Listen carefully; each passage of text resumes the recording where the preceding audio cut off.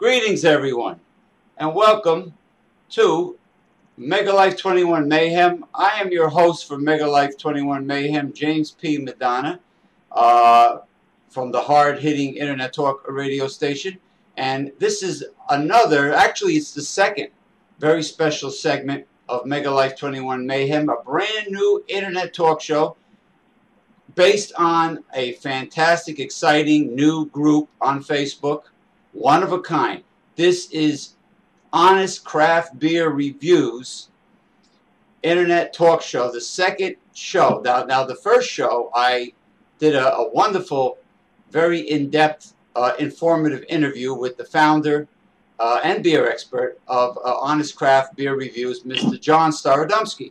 Now, for the second time, I'm proud to announce that we have our official beer consultant, the one and only Red Rooster, originally from Rhode Island. Red, how are you doing today? Good, James. Can you hear me? Yeah, I could hear you. I could hear you. Great. Now, the first show was pretty much about beer basics. And me and John Starodumsky, or John Starodumsky actually helped me.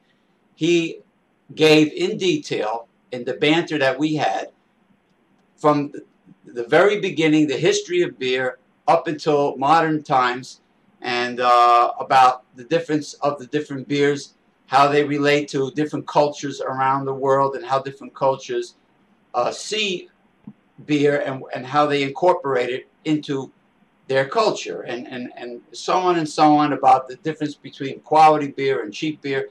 But now this time it's going to be about the purpose of Honest Craft Beer Reviews, one of the primary reasons why it was developed in the first place by John Starodumsky. Now, Red Rooster, we go back and forth, you, me, and John, and we post things on the internet about these corporate ass-kissing, sellout beer whores. Now, that is one of the primary reasons, do you think, for the founding, I mean, the development of Honest Craft Beer Reviews? Would you say that? Exactly. John formed the group because of frustration. He kept seeing all these beer reviews from beer bloggers and these guys that go on YouTube. They call themselves beer tubers and all that stuff. So what happens is with them, a lot of them, they actually solicit breweries to send them what they call brewery samples. Right. And sometimes the brewers themselves will send these brewery samples to these objective reviewers. But they're not so objective, because when the manufacturer of a product is sending you a sample to review, they're not doing that out of this in their hearts. They want something in return. And far too many instances where we've seen is they're going to get a favorable review. So that's not good for the consumer who's out there laying down their fucking money. Exactly. Exactly. Yeah. Well, you know, there's nothing worse than, excuse me, while I drink, once again, the Zewek, whatever, I can't pronounce it, dark. It's pronounced Zivich. Zivich, yeah, Polish porter. It's very, very full body and very, it's bitter. It's a strong porter. In some ways, it's stronger than Guinness Stout, but, you know, I figure, what the hell, you know, I'm in the area. I was getting some Polish sausages, slow smoked, freshly made. I figure, you know, I'm there, you know, instead of, I saved myself a trip, and I got it again. But anyway, these people are basically paid off, just like, you know, congressmen and senator are paid off by corporations and lobbyists, and, you know, and now when they get elected, they owe somebody a favor. And it's a form of corruption in a way, because people are lying, they're being dishonest about the beers that they're drinking, because they're paid off in beer. You know, I mean, that's what it comes down to it. Similar to when I was a kid, I used to look at Joe Weider's Muscle and Fitness, and I would see famous bodybuilders say, you know, hold up a can of this protein powder that was loaded with sugar, saying, I owe my physique and I won Mr. Olympia because of Joe Weider's high protein shake. It's bullshit. You know, it's the same thing with the beers. Now, these people are annoying. Hey, Go ahead.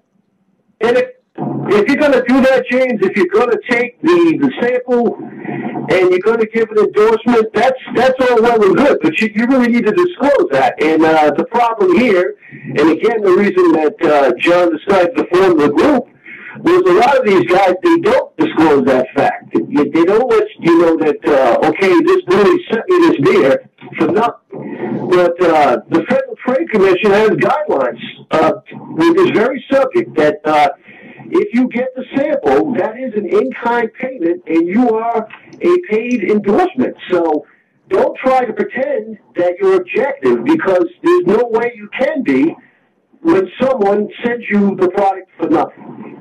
Exactly, and I'm glad you brought up that federal organization, because I know you told me you were going to bring it up. And, right. Yeah, well, Honest Craft... Go ahead. It's clear. The guidelines, I think I sent you a link to the Federal Trade Commission, where they say this is word of mouth, blogging, that type of thing. If you're going to get free tips, if you're going to get free product, you have to let the consumer know that's what's going on. And like I said, once again, I don't want to sound like a broken record, but too many of these beer reviewers and beer bloggers and beer tubers don't do that. So we're calling them out on it. Yeah, absolutely. And that's, you know, the title of the group explains itself. It's self-explanatory. Honest Craft Beer Reviews. And you know, if you people that are out there only drink beer to get a buzz, like, you know, college kids, it's not the group for you, because there's a lot more to beer. Excuse me. There's a lot more to beer than getting a buzz. Believe me. These people are connoisseurs on this group. They are experts. Some of them go on these beer tours. They go to Europe, like the gentleman you told me about. What's his name again? Chuck? His name is Chuck. Yeah.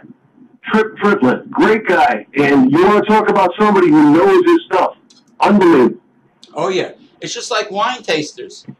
Beer is, like me and John were saying, old world craft microbrew beer is like eating a stone ground European whole wheat bread. It has the B complex in it. It's got the yeast. It's not like the cheap crap that you see nationally advertised on primetime TV. You know, your Budweisers and, you know, whatever. And they're calling themselves the king of beer. Like I told John, the validity of the commercial is equivalent to the fecal matter coming out of the Clydesdale's ass. You know? True.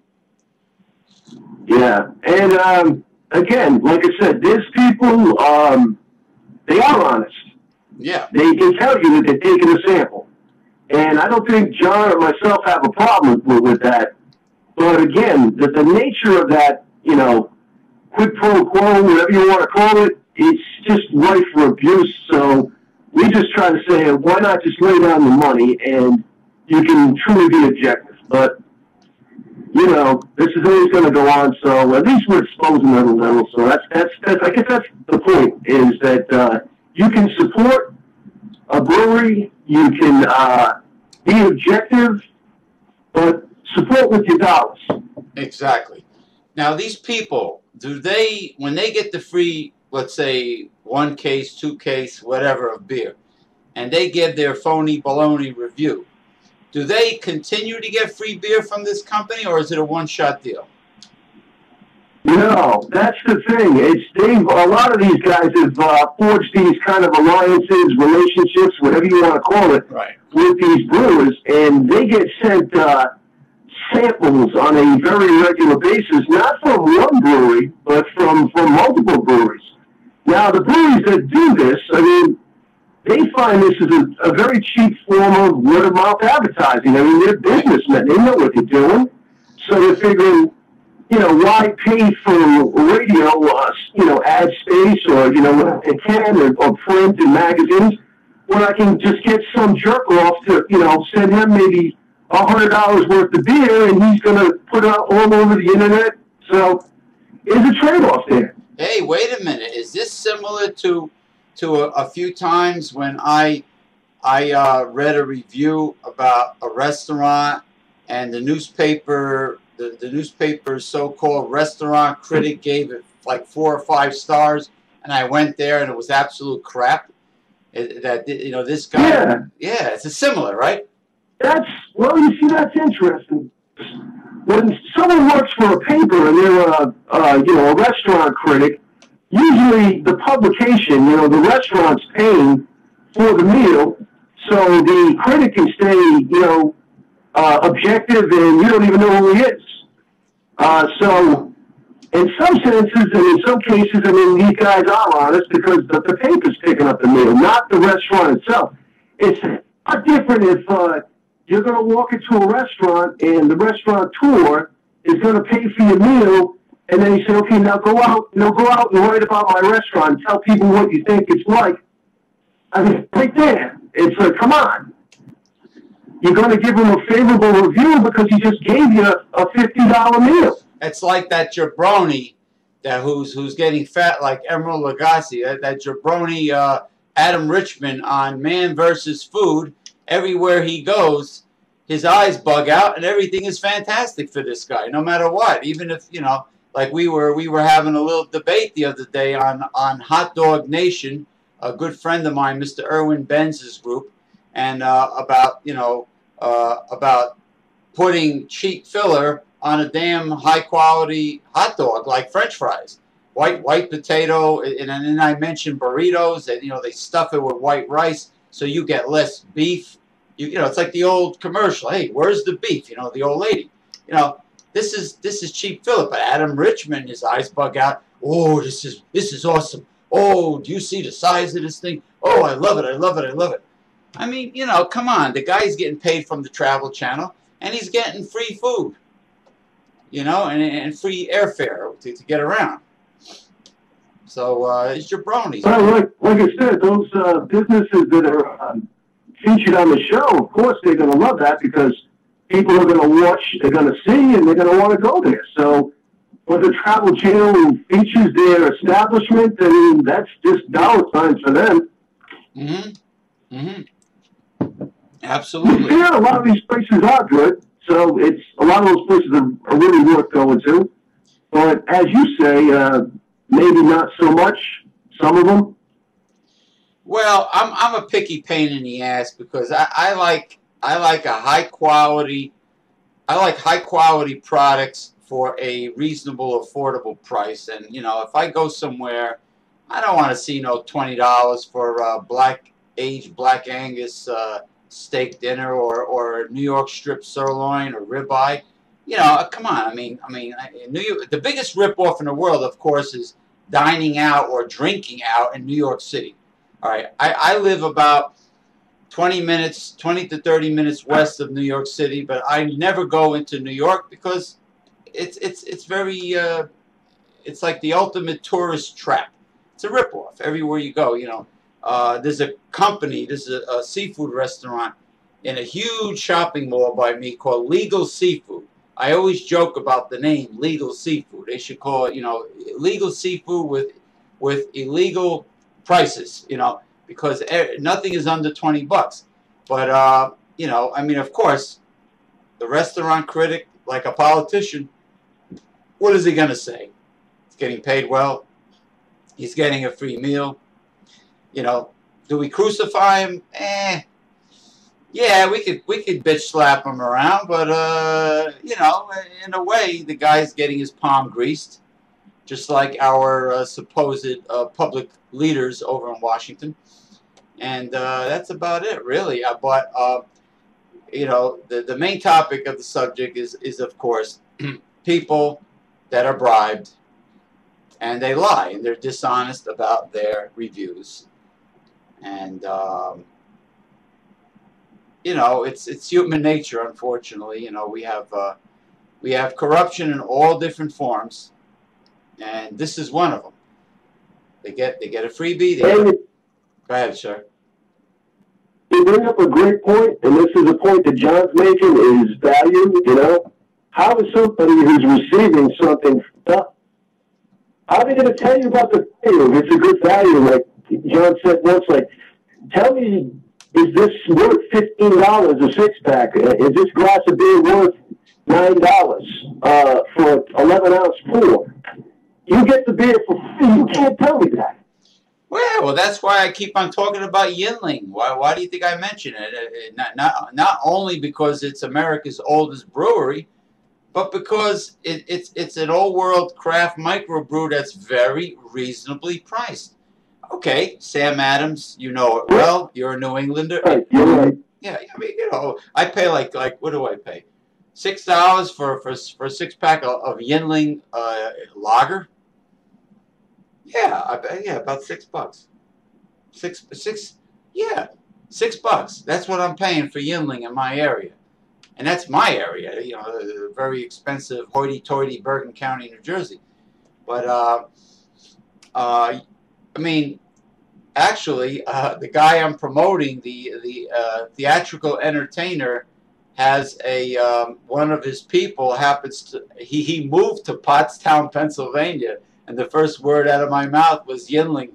I go, oh, he's got to go to Yuengling if he's living in Pottstown. But, you know, that's the reason you're getting quality, high quality, America's oldest brewery. You got the advertisement of that, and you have the low price.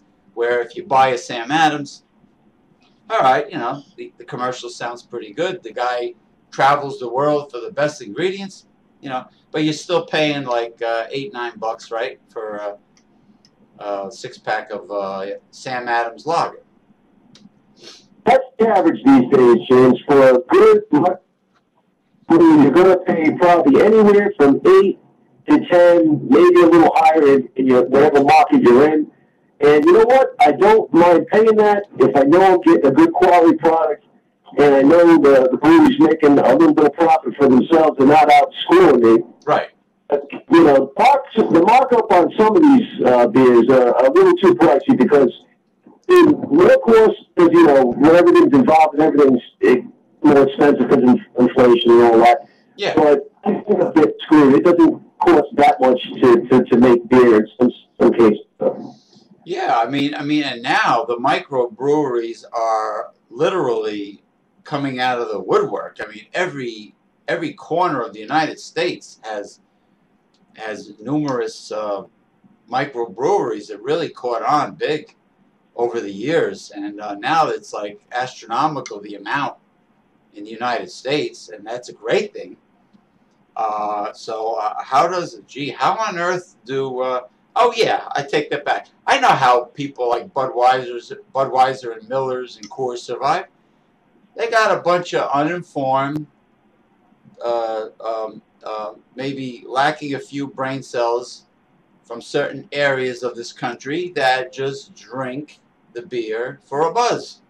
That's how they make their money. You know? Right. And there's people, they're very brand loyal. They like the pretty label, and they're like that, and that's what they're going to drink. And people don't see beer as being more than just like something that they can just have as, you know, like a loaf of Wonder Bread. But there's a lot more to it, and if you get into it, you'll never go back to the Budweiser, Coors, Miller type beers at all. Well, you know, these people, these common folk, they what they do is they buy what they see on primetime TV, Red. You know, whatever commercials are pounded into their brain.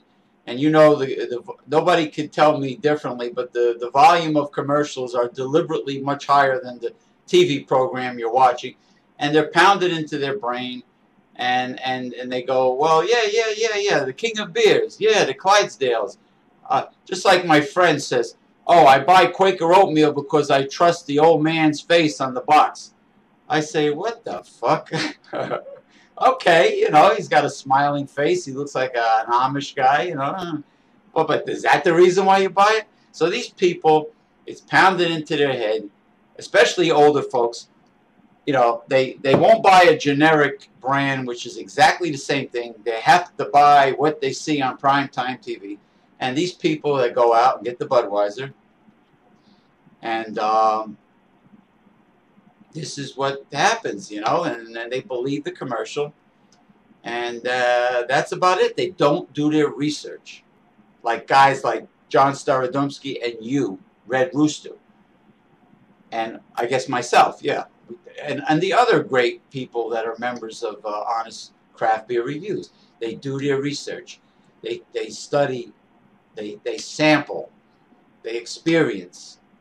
And they travel the country and the world and sample the best beers in the world. Can you dig it, brother? Excuse me. Anyway, Red Rooster, let me know when you reach your destination. All right, I'm actually on my way to go to work, so I can actually pay for the beer that I reviewed. So. Okay. But no, yeah, I apologize if I'm not really articulating too well because I'm trying to concentrate on the road. But I'm really looking forward to John doing another interview with you, and perhaps you can call in for that one as well, and we can really get into the meat of what we want to talk about. Well, it has been very invigorating indeed, Red Rooster, because this is the first time we've actually spoke, you know, verbally, and so far everything is going well with the recording of this show, and you know, it's really been a pleasure for me on this end, and when you see the show, the finished product, God willing, knock on my shillelagh over here, my blackthorn, everything will go well, and so far the quality is good. And I have, being that you're not on video, I have the nice picture of an antique German beer stein in the split page, so that might look pretty attractive, you know, being that I have your name in neon lights at the beginning of this show. You know, but anyway, Red, it was a pleasure, and you have a pleasant day at work this Sunday. And we'll do it again. Take care. Hey, like I said, James, John can articulate a lot better than I can. He's a more eloquent speaker. So we'll get him on, and we'll have another good interview. All right? Yeah, sure. So take care. We will talk. Have a good day. All right, I'll pull it. So I got to sign off, but great talking to you, James. Yes, same here. Bye, Red. Bye-bye. Bye-bye. Bye-bye.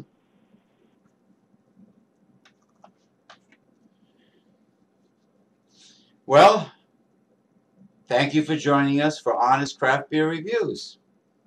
You just heard my first interview with our official Honest Craft Beer Review Internet Talk or radio show, on video, of course. By our official beer consultant, beer expert, Mr. Red Rooster from the ocean state of Rhode Island. Okay. And last week, of course, I mean the last time, I don't think it was last week, last time we had the founder of Honest Craft Beer Reviews, Mr.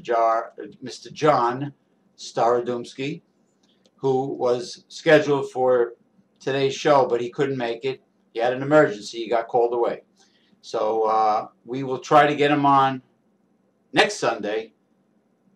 Also with, God willing, Mr. Red Rooster.